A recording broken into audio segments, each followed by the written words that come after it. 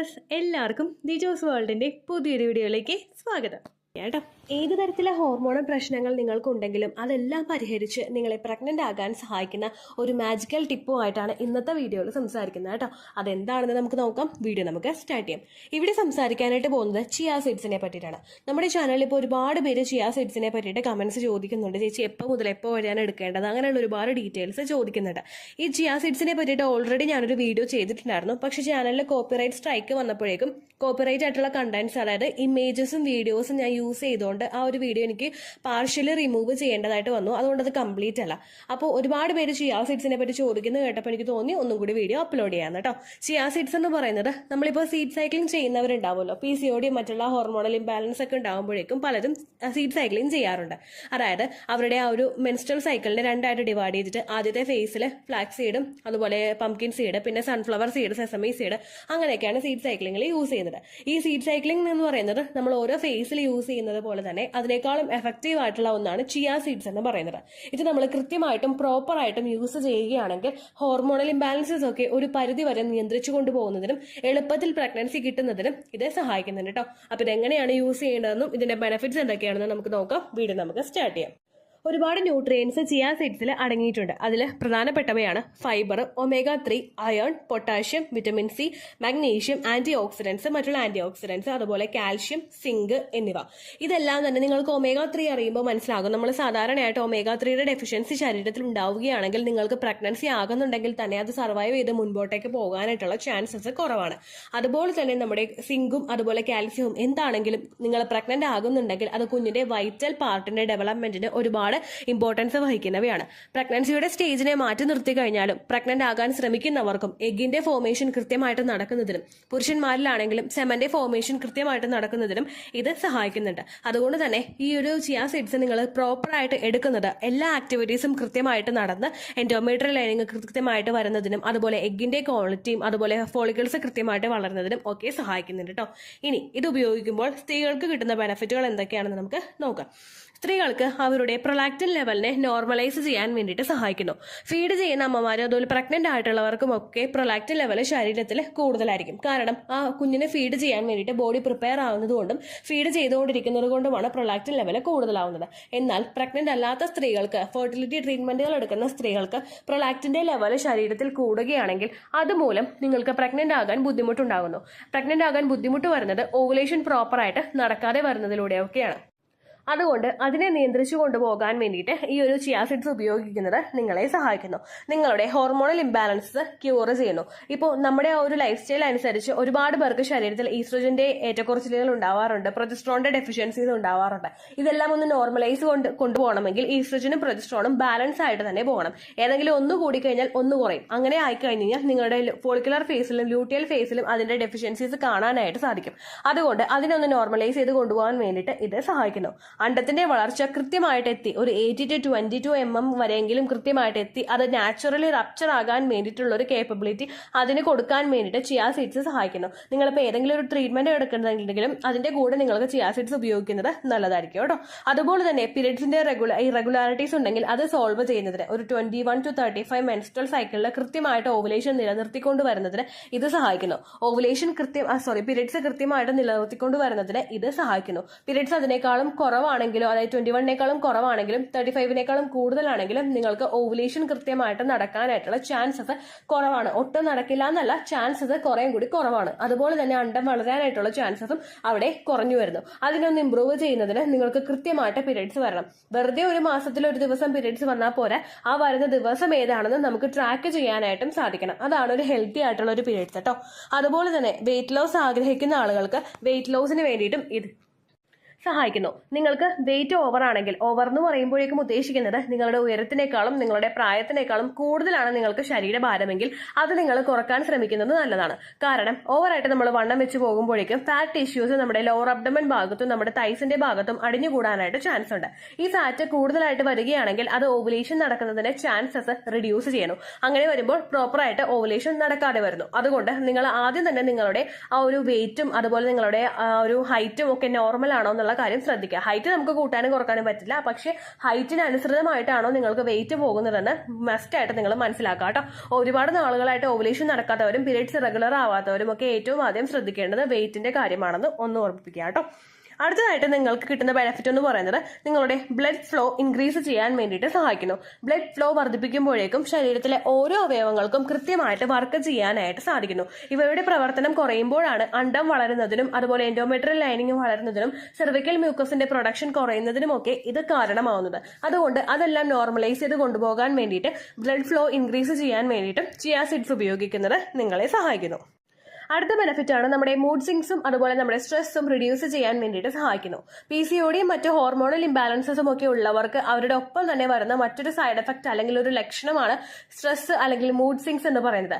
പെട്ടെന്ന് നമുക്ക് ദേഷ്യം വരുന്നതും പെട്ടെന്ന് നമ്മൾ സ്ട്രെസ്ഫുൾ ആയിട്ടുള്ള ഒരു ലൈഫിലോട്ട് പോകുന്നതും ഒക്കെ പല ആളുകൾക്കും അവർ പോലും അറിയാതെ അവർക്ക് ജീവിതത്തിൽ സംഭവിക്കുന്ന മാറ്റങ്ങളാണ്. ഇത് ഹോർമോണൽ ഇംബാലൻസസ് കൊണ്ടാണ് പല സ്ത്രീകളും അനുഭവിക്കേണ്ടതായിട്ട് വരുന്നത്. എന്നാൽ ഓവുലേഷൻ നടക്കുന്ന സമയത്തും ഇംപ്ലാന്റേഷൻ നടക്കുന്ന സമയത്തും നമ്മൾ അമിതമായിട്ട് സ്ട്രെസ്ഡ് ആകുന്നതിന്റെ ഭാഗമായിട്ട് നിങ്ങളിൽ കൃത്യമായിട്ട് അണ്ഡം വളരുന്നതിനും അതുപോലെ അണ്ഡം പ്രവർത്തിച്ച് കൃത്യമായിട്ട് നിങ്ങൾക്ക് ഫെർട്ടിലൈസേഷൻ ഉണ്ടാകുന്നതിനുമുള്ള ചാൻസസ് ഇത് റിഡ്യൂസ് ചെയ്യുന്നു. അതുകൊണ്ട് നിങ്ങളുടെ സ്ട്രെസ് മാനേജ്മെന്റ് പ്രോപ്പർ ആയിട്ട് നടക്കുന്നതിന് വേണ്ടിയിട്ട് ഇത് സഹായിക്കുന്നു. ഒരു കാര്യം നിങ്ങൾ പ്രത്യേകം ശ്രദ്ധിക്കുക, നിങ്ങൾ ഓവറായിട്ട് എന്തെങ്കിലും കാര്യം ആലോചിച്ച് സ്ട്രെസ്ഡ് ആകുന്നുണ്ടെങ്കിൽ നിങ്ങൾക്ക് പ്രഗ്നൻസി കിട്ടാനായിട്ടുള്ള ചാൻസസ് നിങ്ങളായിട്ട് തന്നെ കുറയ്ക്കുകയാണ് ചെയ്യുന്നത് കേട്ടോ. അപ്പോൾ അത് നിങ്ങൾ ഒന്ന് നോർമലൈസ് ചെയ്യാൻ വേണ്ടിയിട്ട് ഇത് സഹായിക്കുന്നു. നിങ്ങളുടെ ബ്ലഡ് പ്യൂരിഫിക്കേഷന് വേണ്ടിയിട്ടും ഇത് സഹായിക്കുന്നു. കൃത്യമായിട്ട് രക്തത്തിന്റെ ഒരു സർക്കുലേഷൻ ഇംപ്രൂവ് ചെയ്യുന്നതിനും രക്തത്തിലുള്ള അണുക്കളെ റിമൂവ് ചെയ്തിട്ട് രക്തത്തിലുള്ള അല്ലെങ്കിൽ മറ്റേതെങ്കിലും കണ്ടൻസ് ബ്ലഡിലുണ്ടെങ്കിൽ അതെല്ലാം റിമൂവ് ചെയ്ത് ബ്ലഡ് പ്യൂരിഫൈ ആക്കുന്നതിനും ഇത് സഹായിക്കുന്നു. ഇത്രയുമാണ് സ്ത്രീകൾക്ക് കിട്ടുന്ന ബെനിഫിറ്റ് എന്ന് പറയുന്നത്. ഇനി പുരുഷന്മാർക്ക്, സ്ത്രീകളുടെയും പുരുഷന്മാരുടെയും കാര്യങ്ങൾ പ്രോപ്പറായിട്ട് വന്നു കഴിഞ്ഞാൽ മാത്രമേ അവിടെ പ്രഗ്നൻസി ഉണ്ടാവുകയുള്ളൂ കേട്ടോ.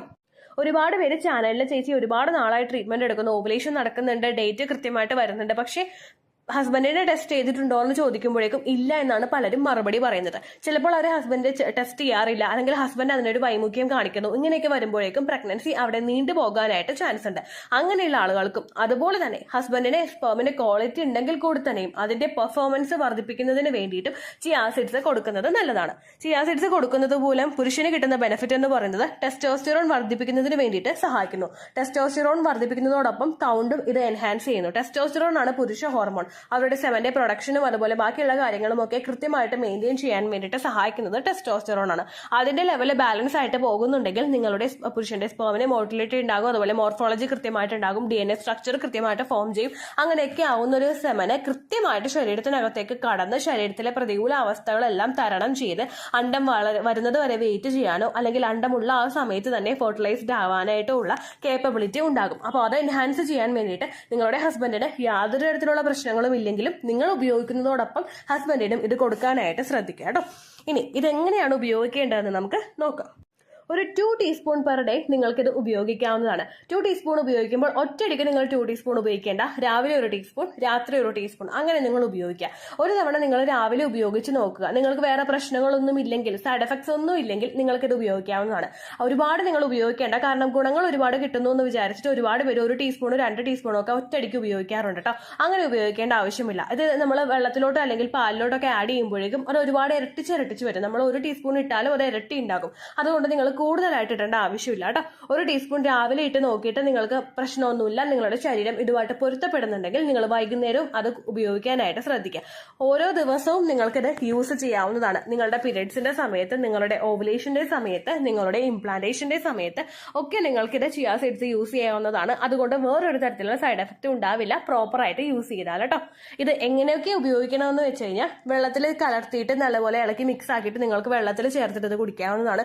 അതുപോലെ സ്മൂത്തീസിൽ നിങ്ങൾക്ക് ആഡ് ചെയ്യാം, അല്ലെങ്കിൽ നിങ്ങൾ പ്രിപ്പയർ ചെയ്യുന്ന ഷേക്സിൽ ഇത് ഒപ്പോട്ട് അടിക്കേണ്ട, അല്ലാണ്ട് തന്നെ നിങ്ങൾക്ക് ആഡ് ചെയ്യാം. നിങ്ങൾ ഉണ്ടാക്കുന്ന സർബത്തിൽ അങ്ങനെയൊക്കെ ചിയ സീഡ്സ് വേണമെങ്കിൽ നിങ്ങൾക്ക് ആഡ് ചെയ്ത് കഴിക്കാവുന്നതാണ്. അതല്ലെങ്കിൽ വെള്ളത്തിൽ നിങ്ങളിത് ഉണ്ടാക്കിയിട്ട് മിക്സ് ചെയ്തതിന് ശേഷം കുടിക്കുക കേട്ടോ. വെറും വയറ്റ് തന്നെ കുടിക്കണമെന്നില്ല. നിങ്ങൾ ഫുഡ് കഴിച്ചു കഴിഞ്ഞതിന് ശേഷം ഏകദേശം ഒരു വിശപ്പ് നിങ്ങൾക്ക് വീഴുന്ന സമയം ഉണ്ടാവുമല്ലോ, ബ്രേക്ക്ഫാസ്റ്റിനും ലഞ്ചിനും ഇടയ്ക്കുള്ള സമയത്ത് നിങ്ങൾക്കിത് ഉപയോഗിക്കാം. ഇനി നിങ്ങൾ ജോലിക്ക് പോകുന്ന ഒരാളാണെങ്കിൽ ജോലിക്ക് പോകുന്ന ബ്രേക്ക്ഫാസ്റ്റ് കഴിച്ചിട്ട് കുറച്ച് നേരം കഴിഞ്ഞിട്ട് ഇത് കുടിച്ചിട്ട് നിങ്ങൾക്ക് ജോലിക്ക് പോകാവുന്നതാണ്. അതുപോലെ ജോലി ചെയ്ത് തിരിച്ചു വരുന്ന സമയങ്ങളിൽ നിങ്ങൾക്കിത് പ്രിപ്പയർ ചെയ്തിട്ട് എടുക്കാവുന്നതുമാണ് കേട്ടോ. ഒരുപാട് സൂപ്പർ മാർക്കറ്റ്സുകളിലും അതുപോലെ ഇപ്പോൾ ഓൺലൈൻ സ്റ്റോറുകളിലാണെങ്കിലും നിങ്ങൾക്ക് ഇത് അവൈലബിൾ ആണ്. അവിടെ നിന്ന് ക്വാളിറ്റി ഉള്ള പ്രൊഡക്റ്റ് നിങ്ങൾ മേടിച്ച് ഉപയോഗിക്കാനായിട്ട് ശ്രദ്ധിക്കുക കേട്ടോ. ഒരുപാട് വലിയ പാക്കറ്റ് മേടിച്ച് നിങ്ങൾ ഉപയോഗിക്കേണ്ട. നിങ്ങൾ നോർമൽ ആയിട്ട് ചെറിയൊരു പാക്കറ്റ് മേടിച്ചിട്ട് നിങ്ങൾക്ക് എങ്ങനെയാണ് ഇറഗുലർ പീരീഡ്സ് ഉള്ള ഒരാൾക്ക് പീരീഡ്സ് നോർമൽ ആവുന്നുണ്ടോ എന്ന് നോക്കിയിട്ട് നിങ്ങളത് കണ്ടിന്യൂ ചെയ്യാനായിട്ട് ശ്രദ്ധിക്കുക കേട്ടോ. ഒരു മാസം ഉപയോഗിച്ചിട്ട് നിങ്ങൾക്ക് റിസൾട്ട് ഉണ്ടാവില്ല, പക്ഷെ ഒരു 2-3 മാസമൊക്കെ കൃത്യമായിട്ടും പ്രോപ്പറായിട്ട് ഉപയോഗിക്കുമ്പോഴേക്കും നിങ്ങൾക്ക് നല്ല റിസൾട്ട് കിട്ടും കേട്ടോ. ഇത്രയേ ഉള്ളൂ വീഡിയോ. യൂസ്ഫുൾ ആയി കാണുമെന്ന് വിശ്വസിക്കുന്നു. യൂസ്ഫുൾ ആവുന്നുണ്ടെങ്കിൽ ലൈക്ക് ചെയ്യുക, ഫ്രണ്ട്സിനൊക്കെ ഷെയർ ചെയ്ത് കൊടുക്കുക കേട്ടോ. എന്തെങ്കിലും സംശയം ഉണ്ടെങ്കിൽ നിങ്ങൾ കമൻസിൽ ചോദിക്കുക. പണ്ടത്തെ വീഡിയോയ്ക്ക് കമൻസ് ഇടുന്നവർക്ക് റിപ്ലൈ ലഭിക്കുന്നില്ലെങ്കിൽ ലേറ്റസ്റ്റ് ആയിട്ട് ഞാൻ ഏത് വീഡിയോ ആണ് അപ്ലോഡ് ചെയ്യുന്നത് അതിന് താഴെ കമൻറ്റ് ഒന്ന് കോപ്പി പേസ്റ്റ് ചെയ്യാനായിട്ട് ശ്രദ്ധിക്കുക കേട്ടോ. അതുപോലെ ഓവുലേഷൻ ഡേറ്റ് കാൽക്കുലേറ്റ് ചെയ്ത് തരാനായിട്ട് റിക്വസ്റ്റ് ചെയ്യുന്ന ആളുകൾ എത്രയാണോ സൈക്കിൾ ലെങ്ത് അത് മെൻഷൻ ചെയ്യാനായിട്ട് ശ്രദ്ധിക്കുക. സൈക്കിൾ ലെങ്ത് എന്നതുകൊണ്ട് ഉദ്ദേശിച്ചത് ഓരോ മാസവും എത്ര ദിവസം കൂടുമ്പോഴാണോ ബ്ലീഡിങ് വരുന്നത് അതാണ് സൈക്കിൾ ലെങ്ത്. കഴിഞ്ഞ മാസം ഒരു 8-ാം തീയതിയാണ് ബ്ലീഡിങ് ആയതെങ്കിൽ ഈ മാസം 6-ാം തീയതിയാണ് ബ്ലീഡിങ് ആയതെങ്കിൽ കഴിഞ്ഞ മാസം 8-ാം തീയതി മുതൽ ഈ മാസം 6-ാം തീയതി വരെ എത്ര ദിവസമുണ്ടോ അത് കാലണ്ടറിൽ എണ്ണി തിട്ടപ്പെടുന്നതാണ് നിങ്ങളുടെ സൈക്കിൾ ലെങ്ത്. സൈക്കിൾ ലെങ്ത് നമ്മൾ കൃത്യമായിട്ട് കാൽക്കുലേറ്റ് ചെയ്യുകയാണെങ്കിൽ ഓവുലേഷൻ ഡേറ്റ് എളുപ്പത്തിൽ കണ്ടുപിടിക്കാൻ വേണ്ടിയിട്ട് ഒരുപാട് ആപ്ലിക്കേഷൻസും ഒരുപാട് ഓൺലൈൻ ആയിട്ടുള്ള വെബ്സൈറ്റുകളും ഇന്ന് നമുക്ക് അവൈലബിൾ ആണ്. പ്ലേ സ്റ്റോറിൽ പോയിട്ട് ഓൺലൈൻ ഓവുലേഷൻ ട്രാക്കർ എന്ന് ടൈപ്പ് ചെയ്ത് കഴിഞ്ഞാൽ നിങ്ങൾക്ക് അതുമായിട്ട് ബന്ധപ്പെട്ടിട്ടുള്ള ആപ്ലിക്കേഷൻസ് കിട്ടും. അത് പറ്റുന്നില്ല എങ്കിൽ ഗൂഗിളിൽ പോയിട്ട് ഓൺലൈൻ ഓവുലേഷൻ കാൽക്കുലേറ്റർ എന്ന് ടൈപ്പ് ചെയ്ത് കഴിഞ്ഞാൽ അതുമായിട്ട് ബന്ധപ്പെട്ടിട്ടുള്ള വെബ്സൈറ്റുകൾ നിങ്ങൾക്ക് കിട്ടും. അതിൽ നിങ്ങളുടെ ലാസ്റ്റ് മന്തിലെ മെൻസ്ട്രേഷൻ്റെ ഡേറ്റും ഒപ്പം ഞാൻ ഈ പറഞ്ഞ രീതിക്ക് നിങ്ങൾ കാൽക്കുലേറ്റ് ചെയ്യുന്ന സൈക്കിൾ ലെങ്ത്തും എൻ്റർ ചെയ്ത് കൊടുക്കുകയാണെങ്കിൽ നിങ്ങൾക്ക് കൃത്യമായിട്ട് ഓവുലേഷൻ ഡേറ്റ് കണ്ടുപിടിക്കാനായിട്ട് സാധിക്കും. ഫെർട്ടൈൽ ടൈം പീരീഡും നിങ്ങൾക്ക് കിട്ടും. അതായത് എത്ര ദിവസം മുതൽ കോൺടാക്ട് ചെയ്ത് തുടങ്ങിക്കഴിഞ്ഞാൽ നിങ്ങൾ പ്രഗ്നൻ്റ് ആകും എന്നുള്ളൊരു ഡേറ്റും നിങ്ങൾക്ക് പ്രോപ്പറായിട്ട് കിട്ടും കേട്ടോ. ഇത് കാൽക്കുലേറ്റ് ചെയ്യുന്ന സമയത്ത് സൈക്കിൾ ലെങ്ത് കാൽക്കുലേറ്റ് ചെയ്യുന്ന സമയത്ത് നിങ്ങളുടെ ആ ഒരു കലണ്ടറിൽ നോക്കി തന്നെ നിങ്ങൾ കാൽക്കുലേറ്റ് ചെയ്യുക. പല മാസങ്ങളിലും 30-31 ദിവസമുണ്ട്, അതുകൊണ്ടാണ് അങ്ങനെ പറഞ്ഞത്. ഒപ്പം നിങ്ങൾക്ക് ബ്ലീഡിങ് തുടങ്ങിയ ദിവസത്തിന് വേണം നിങ്ങൾ ഡേ 1 ആയിട്ട് എടുക്കാൻ വേണ്ടിയിട്ട്. സ്പോട്ടിങ് തുടങ്ങിയ ദിവസത്തിനെ, അതായത് ചെറുതായിട്ട് ഡിസ്ചാർജ് പോയി തുടങ്ങിയ ദിവസത്തിനെ നിങ്ങൾ കൺസിഡർ ചെയ്യേണ്ട ആവശ്യം ഇല്ല കേട്ടോ. അപ്പോൾ ഇത്രയേ ഉള്ളൂ വീഡിയോ. അടുത്തൊരു വീഡിയോ ആയിട്ട് നമുക്ക് വീണ്ടും കാണാം. ബൈ.